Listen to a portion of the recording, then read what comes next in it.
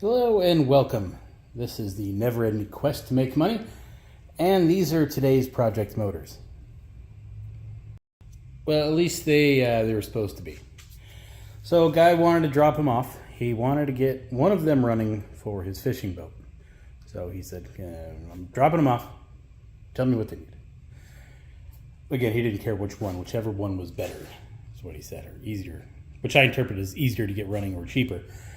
So at a glance, I noticed the mount, the upper mount on the 9.5 was broken off. The starter is seized up. The flywheel's not, the starter is. We got some oil leaking here. So it's probably just its normal general maintenance, except for the mounts. The mounts being broken is a problem. I explained I can fix the motor, get it running. Everything looks fine on that. It looks like it's a freshwater motor, so I don't expect any hardware issues. But in order to fix the mount, I would need to replace this entire shell, which is a lot of work and cost because of the size of that thing. Shipping ain't going to be easy. And I'm probably not going to find one in the same faded blue color, so it's not going to look right. So yes, I can fix it for you, but I don't know how much you're going to like it. And if you don't want to change out that rubber mount, you're not going to like the motor because it's going to shake and rattle itself to death and you're going to hate it. But the 6 horsepower I can fix pretty cheaply, except for that handle. So you can get some vice grips and do that for the handle, but if you want the handle fixed, you're looking at another 100 and some change just for that. I said, well, I just want to go fishing. He's like, I'd much rather get the 9.5 running than the 6, because the 6 with 4 people in the boat, you can walk faster, but the 9.5, it can move it, no problem. I said, how about this? How about you give me these two, and I'll just give you a running 9.5. He jumped at that deal so fast. He's like, done, let's go. Yes, cool, let's do this. So I wound up talking myself out of work on these two and giving him a low hour running 9.5, the one that I fixed up last summer. That may not seem like a good deal, but realistically, it kind of is. Most of the money I make here on the YouTubes is ad revenue from the videos I make. Yeah, not this one, but this was the one I wanted. It has the CD ignition system, which are kind of few and far between on these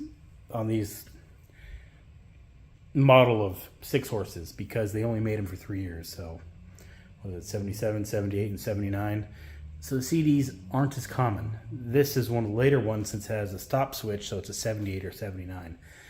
Not everywhere compared to the older 6s. So I wanted this one for content. So let's say he said, I want that fixed. Cool. Then I'm recording a whole bunch of videos on how to fix that thing. But he didn't want it fixed. He just wanted the running one and be on his way, which is fine for me too. Because realistically, the 9.5 that I fixed up, I probably couldn't sell that thing for $400. I'd probably wind up taking $300 for it, which isn't that good considering, that's what I have into it in maintenance parts. It's just they're not as desirable when you can buy a 9.9 for, $400. Why are you going to spend the money or, the same amount of money on something that's just, honestly, not as good? So he's happy, I'm happy, and I have a parts 9.5 should any customer come in and need something, and I have a 6 horsepower for content. So yeah, not only did I talk myself out of money, but I also spent $400 on that thing. So let's read some comments from my first video on this.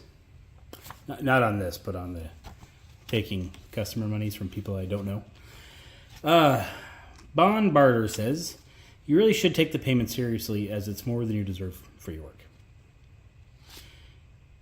Now, I know I should take payment seriously, and I do, but I also take seriously the fact that I told that guy I would install the controller for $150. My mistake for not realizing I would need to change out those cables.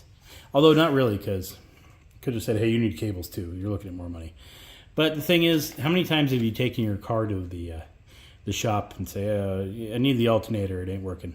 Okay, no problem, man. You're looking at $120. Okay, perfect. Then you go to pick it up. Well, it turns out the alternator bolt was a little strip, so we had to replace it. So you're looking at $580. And how mad you are. You're going to say no? Okay, well, we're going to keep your car and auction it off. So you wind up paying him and you feel screwed and you never go to that shop again. He didn't feel screwed. He got a bargain and he knew it. And he's happy. Chances are that may be a repeat customer, or he may tell his friends, hey, call this guy. He doesn't know what to charge. You can get all kinds of work done for free. So, maybe a good outcome from that. Mike Durham says, you sold yourself cheap, but you figured that out and you learned from it. That is key. I know I'm going to make all kinds of mistakes in this little endeavor I'm doing here, and I'm perfectly fine with that. I think you make mistakes and you learn from them. That's the key. People that make mistakes, a lot of people don't learn from them, you know? Anyway, so perfectly fine with it. Don't care. I got some money out of it. Got rid of some old cables I didn't need. Fine. Cool. So in other words, you paid some tuition to get some business savvy. I completely agree. James Keene says, where do you get the 3-pin trim plugs? He's talking about the Deutsch connectors. Those are standard Deutsch connectors. I think it's like a DT3-P on those. Once you start looking for them, you can find yourself a little Deutsch connector book, and pretty much shows you everything you would need inside of those. I can, if anybody wants it, I can post a link to it. Mike, I think it's Daughtry, says, great work. So, what did I type out here? Oh, great work. So underpriced. Nobody needs to know how much you're charging. It's none of their business. Yeah, I know. I've been told that too by other people privately, and I understand and I agree. The thing is, I'll tell you a little bit more later, but I like being upfront with things cost me, just so the person watching my video might have a better understanding of what I paid for these things, what they cost to fix, and what they're worth. A lot of the videos I make is kind of to educate people on how to work on these things. And one of the reasons I do it is because I didn't feel there was enough information out there on such simple motors to work on, that I wanted to kind of change that. And I figured if I would help people, the backyard mechanics or the DIYers, more people buying parts for these, the better chance they would keep making the parts available for it. Win-win, you know? Anyway, so yeah, I know it's none of their business, but we're not talking about great sums of money here. We're not talking hundreds of thousands. We're talking, well, not even hundreds yet. So I'm not too concerned about it. I'll be upfront with it. If anybody asks, and I'll talk about it in these videos. It's no bother to me. We all have, use, and need money. I don't think it should be this this secret thing. Now, if you're too overly successful and you just got money flowing in, waking up in the morning, you may not want to rub that in. I'm not. That ain't me. I work just as much as anybody else does. We're all in the same boat, and we're all just trying to keep it afloat. But wait, let's back up for a moment. Why are we on YouTube? There's only really two things I can think of. One, learn something. Two, entertainment. If I didn't discuss what I was making, I don't think this would be very interesting at all. What if I had a video saying, I'm going to do some side jobs to make some spare money, and then I just had normal routine of doing something on an outboard, and then all of a sudden I'm sitting on a beach in a lawn chair, like, oh, okay. There's no struggle, succession, failures, all of that comes in with a good story. Like when you watch a movie of something, the good movies, it's always like, character development, starting from a point and working your way to the goal until you achieve the goal. It makes for a good movie and good storytelling. If you set the goal and then all of a sudden you're at the goal, it's just boring, like who'd want to watch that? So by discussing it, I think it's just going to be more interesting of a story, for entertainment. And some people are going to learn something about these motors along the way. I mean, I definitely will. I'll learn all kinds of stuff if I'm actually, going all in on paying customers, I already have. Benny Blanco 3 says, if you figure out how to get rich by working hard, make a video, because I've never seen that happen. And yeah, that's true. If you think about the Alaskan gold rush, the gold miners aren't the ones making the money. The people that really made the money, the people that got rich, were the ones selling supplies to the gold miners. So yeah, the guys doing the work aren't the ones making the money. Brian Perry says, where are you located? Definitely could use your help. Got an 89 Evinrude Tracker Pro 50 horse. That's the kind of engine I want to work on. These I'll do. I know these like the back of my hand. No troubles there. But they're older, and since they're older, I don't think people are going to want to pay as much to fix them. Like even the maintenance parts, to get one of these going, you'd say, oh, you're looking at $500. Oh my God. Now, an 89 50 horse, $500. Oh, okay, cool. That's this motor is worth that. It's nicer, it's newer, it's faster, it's bigger, stronger, more valuable. $500, no issue. Now, parts are also going to cost more, but it's just a better motor to try to make some money repairing. Swampy says, love the series. Love the angle of the money/profit brings in. Very fun. Please keep documenting. And you know what? I know that I've only done 2 of these, but it really is too. Like I think it's kind of fun for me. Even making the videos, it's something different from what I normally do. James Stewart says, you're one small step closer to river and one large step in your business acumen. And yeah, that is very true. I need 800,000-ish to get some riverfront. We're a long ways away from that one. But the actual business of it, the more you do, the more you'll learn. Bart Daw says, this is in response to the 25-35 horsepower. Sounds like the reed valves are bad. Well, we are going to find out, because I'm going to rip that entire stupid motor apart, because I don't want it. But yeah, so I'll probably make a video ripping that thing apart, and we see how bad it actually is. Fish Ozzy says, great video, but I would have thought you'd try to make it kick over. Oh, I did try to make it kick over. It's hard to tell, but there was when I was pull starting it, there was a small explosion in the bottom of the camera area, just lit up orange. That was the flame that was shooting out of it. That's when I said, okay, this thing sucks. Dave says, this is in reply to the bracket that it had. I have a 79 and 80 35 horsepower motors. None of them have the shallow water drive bracket. Strange. Must be a local thing. Probably. The thing is, I get motors from all over the place. So I want to say I would agree with you. Most of the motors I get out of Southern California, since we run in pretty shallow waters, I do think most of them have a shallow water drive. But like, let me show you. The military motor here, shallow water drive. This 25 from Idaho, no shallow water drive. This is from Indiana. We have a shallow water drive. So yeah, I don't know. Sometimes I have them, sometimes I don't, I guess. Do you have any videos on Merc Mariner 20 horsepower? Just got a set of them, and I never worked on them before. I really don't like Mercuries. There is a lot of reasons why. When I got my Bass Tracker boat, the one I sold, you can see that I slapped a Mercury on it and sold the boat and motor as a package. I wanted to take that Mercury apart next to an Evinrude 90 horse to show you the differences between the two.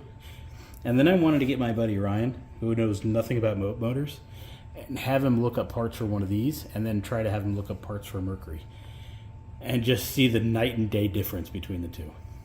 Like, we have ample use of stainless steel parts on these Mercuries, not so much.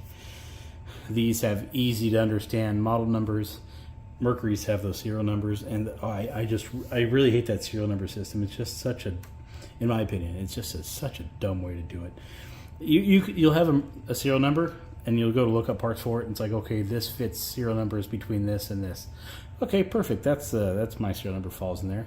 But you look at it, and it's not even close to the motor that you have. It's I don't know. It's weird, and the part numbers change.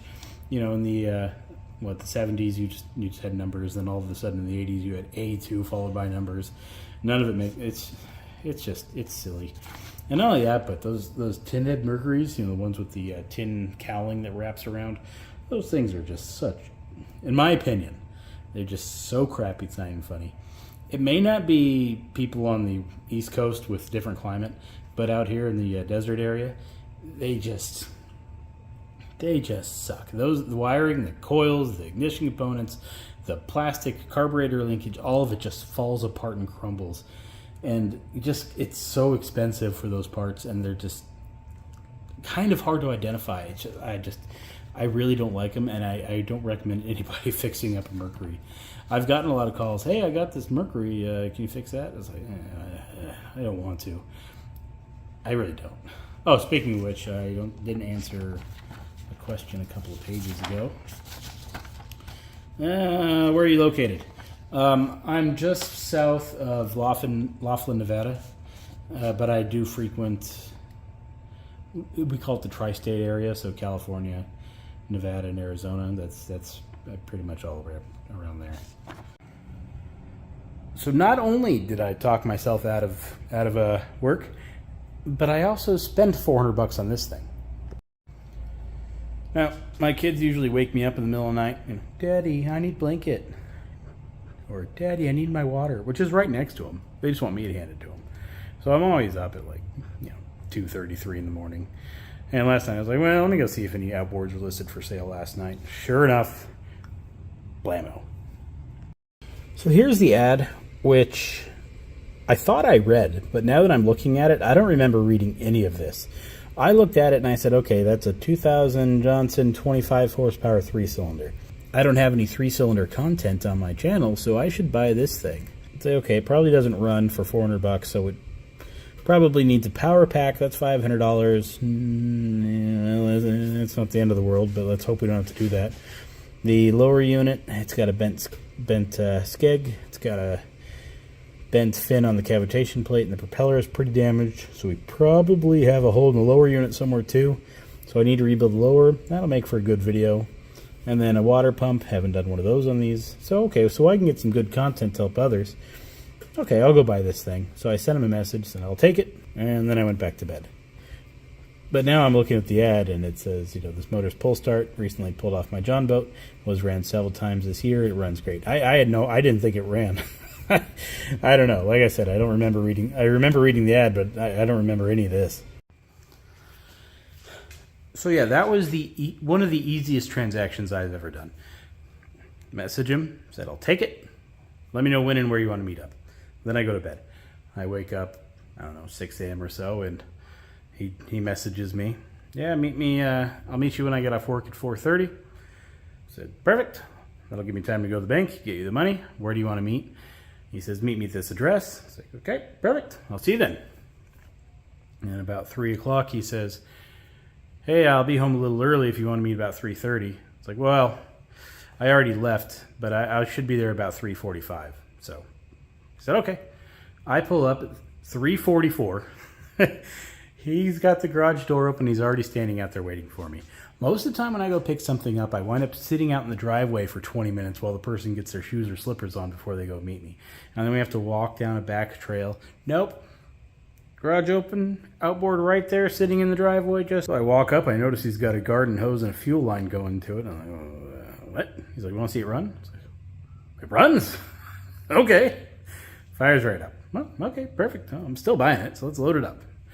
And we did. Gave the cash, loaded it up. Everybody's happy. Perfect transaction. So while I didn't want it flying around the back of the truck. Most of the time when I buy a junk pile, I throw it in the truck and I drive. This thing looking pretty good. I didn't want to get it all screwed up rolling around in the truck.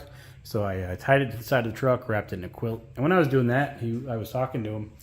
He was saying how he was getting a lot of really aggressive messages. People are saying, oh, you're selling it too cheap. I'm going to come. I'll pay you more. I'm on my way. I said, well, I'm not off of work, and I already told somebody else they can have it for that price. So, no. If he doesn't show up, you're more than welcome to come get it. He's like, no, you're getting ripped off. I'm coming and I'm buying it from you. And I guess he was just getting sick of it. And he explained to me that he was looking for what these things were worth and what he should charge for it. And nothing was out there. So he just put up a price of what he wanted for it, and that's what he sold it for. Which brings us back to Mike's comment from earlier. Said nobody needs to know how much you're charging. It's none of their business. Charging, yes, okay, but what I pay for things, I still like to share. Because he had no idea what these things go for. Because he had no way to reference the price of what they sell for. That's kind of why I mention it, you know, just to kind of give people an idea. You may be looking at this motor and you may be thinking, great price, Brandon, you did fantastic on it. Woo! And I agree. It's not bad. It's not the best price I've ever paid for one of these, but it's not bad. Let me show you under the hood. The lady, I was unloading it out of the truck and she saw it. She's like, wow. She's never said wow to any motor I've ever owned. She does not care about these things whatsoever, but this one impressed her.